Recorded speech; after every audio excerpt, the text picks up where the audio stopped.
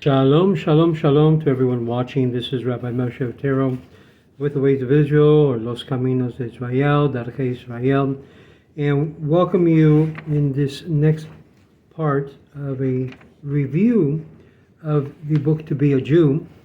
And obviously this is a basic review of the different chapters. And so we ended last video with the idea that sometimes Shabbat can appear to be very, very restrictive, very boring.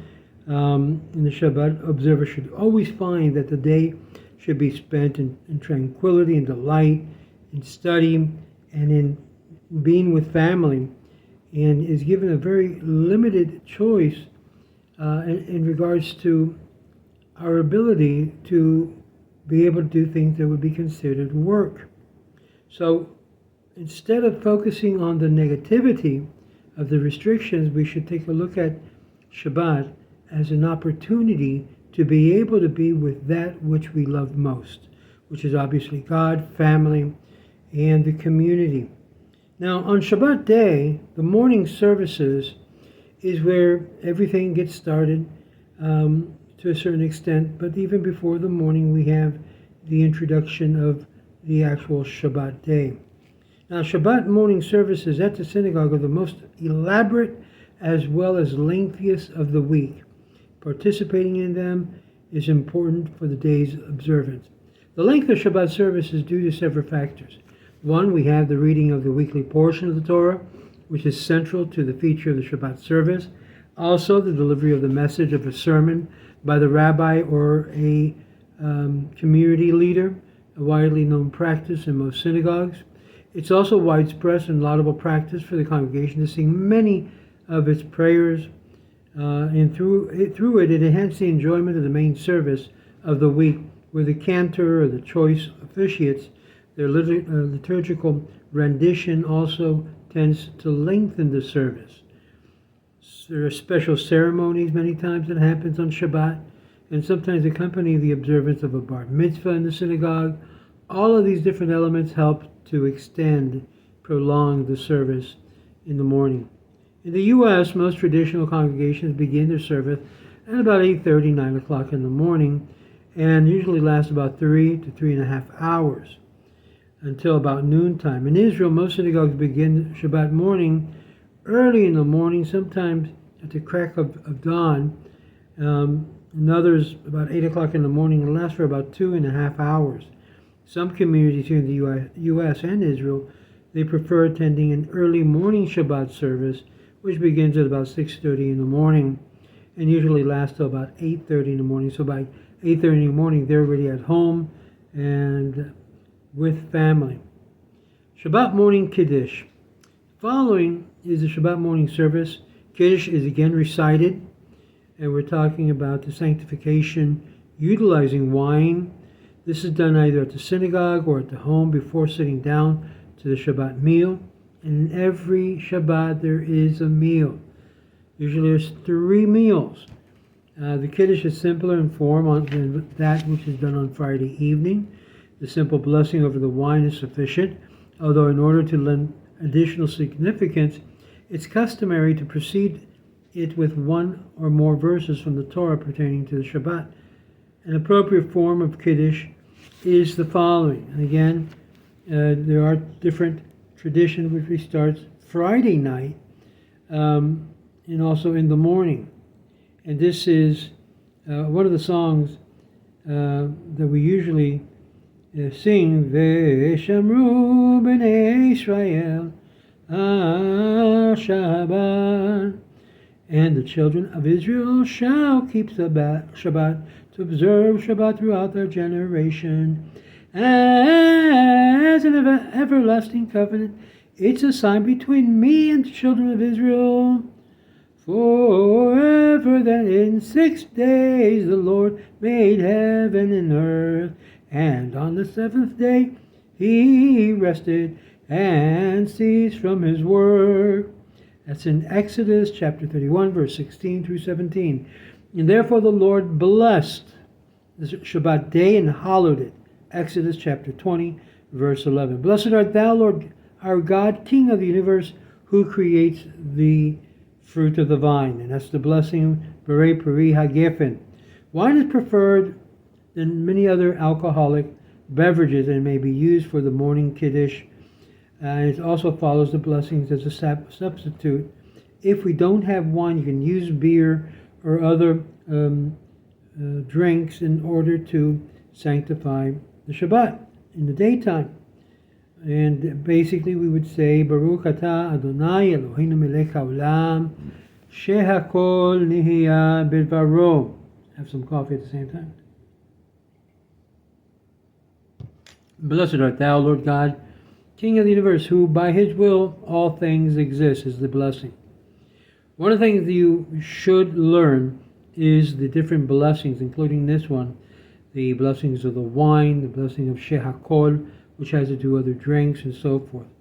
Since it's not permissible to eat breakfast before Shacharit morning, except for some juice or coffee or a cup of tea, unless you have a medical situation that you need to have something a little bit stronger, morning Kiddush serves as an entree to partaking of other foods as well, to be a light repast of the full meal. There are 3 Shabbat meals you should be aware of. And it's a special mitzvah to eat the 3 meals, Shalosh Seudot. On the Shabbat, since one meal is on Friday evening and it is happening on Shabbat, is Friday night meal.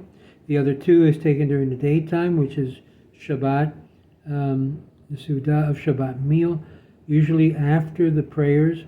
And then there is one in the late afternoon, that they would call it the 3rd meal, or the Suda Shlishit, and it's usually eaten very late in the afternoon before the sunset.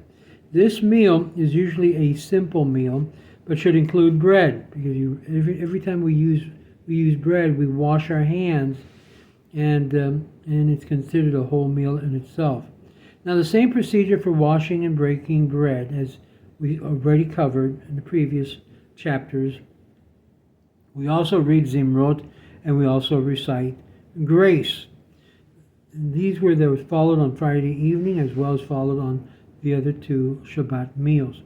Now, concluding the Shabbat, the ending of the days, Shabbat days end not at sundown, when the sun sets, but at nightfall, when the stars come out. Nightfall begins when at least 3 stars are visible in the heavens. And basically, if someone's in question, is Shabbat over? All you have to do is go outside, you see 3 stars in the skies, it's considered as sunset. However, there are calendars now that you have the exact time in which Shabbat ends, and you can rely on that as well. The time between the sunset, Skiyat HaChama, and nightfall, which is it's said HaChochavim, is traditionally neither day nor night. In Hebrew, it's called between the suns, or Bein Hashmashot. Since its status is doubtful, it is automatically attached to the Shabbat, so that there shall be no question of Shabbat violation. The Bein Hashmashot, the period of Friday evening, is also attached to Shabbat for the same reason. The span of time between sundown and nightfall, darkness, depends upon the latitude. As the equator, the 2 occur almost simultaneously, and the distance from the equator increases, and from the equator, nightfall gets later. As one travels southward towards the equator, nightfall gets later. As one travels southward towards the equator, nightfall comes quicker.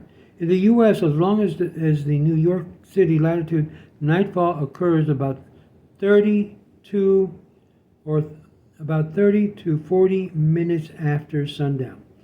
It's proper to check with your local rabbi, synagogue, and consult the local Jewish calendar for the exact time of ending of Shabbat. Matter of fact, now you can even say before it ends, you can ask Google to give you the time before you start Shabbat, what time the Shabbat ends and begins, and you give your local locality, and it'll give it to you. Not a problem.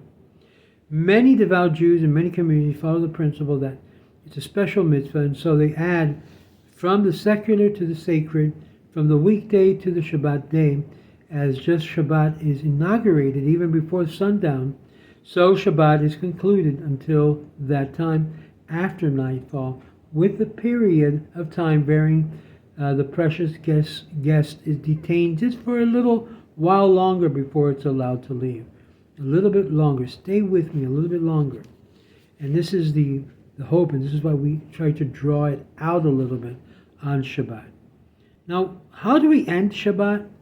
We end Shabbat by the recitation of a Kiddush, which is required as we start on Friday evening. So it's required to end by the recitation of Havdalah. And this is required to mark the conclusion of the Shabbat. Havdalah, which means division or separation, may be said any time after nightfall. In the synagogue, it follows the brief evening service, Ma'ariv or Arbit, and it should be said at home for the benediction and benefit of those members who are in the household who haven't heard it yet.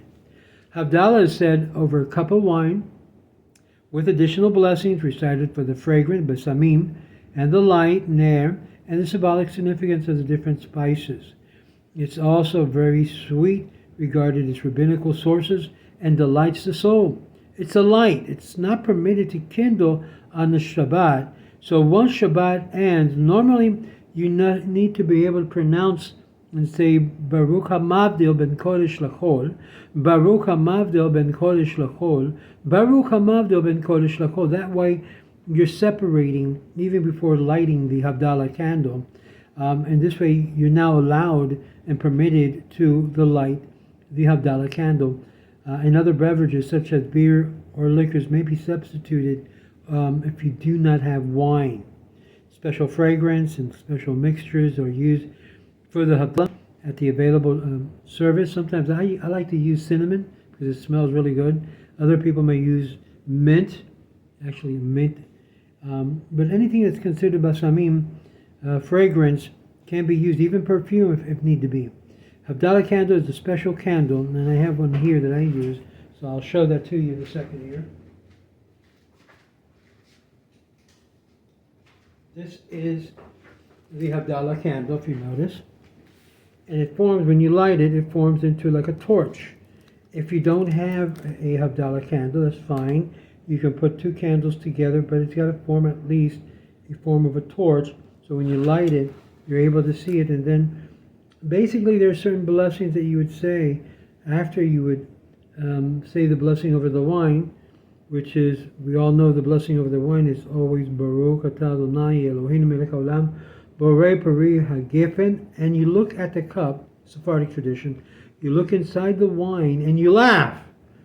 And that's one of the beautiful things about on Shabbat. You laugh because wine's supposed to give you joy, it's supposed to give you simcha, and thus we look at the wine because it is the very depth of the profundity of Torah, and the Torah is related to wine in that sense, a flow of happiness.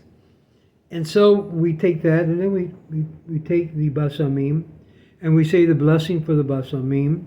Baruch atah Adonai Eloheinu melech haolam borei minei basamim. And we breathe it in. It's to give you that strength to start the new week at the end of Shabbat. Blessed art thou, Lord God, King of the universe, who creates diverse spices. And this blessing is concluded with the smell. Now we turn back looking at the candle as it's lit, and we say the blessing of the fire or the flame. And the blessing is also in your book, page 87 of To Be a Jew, and also in your siddur at the conclusion of the Shabbat service. You'll see it there as well. And what do we say? Baruch atah Adonai Eloheinu melech haolam borei morei ha'esh. And what we do is we make like our fist into a cup to be able to see the shadow that the flame casts, light on this side and darkness on this side. So you see the distinction between light and darkness. And at this point, the service of Shabbat is concluded, and you examine your hands, at least the right hand by the light, and so forth, and the flame, as to derive some immediate use of the light. And so the blessing is not said in vain.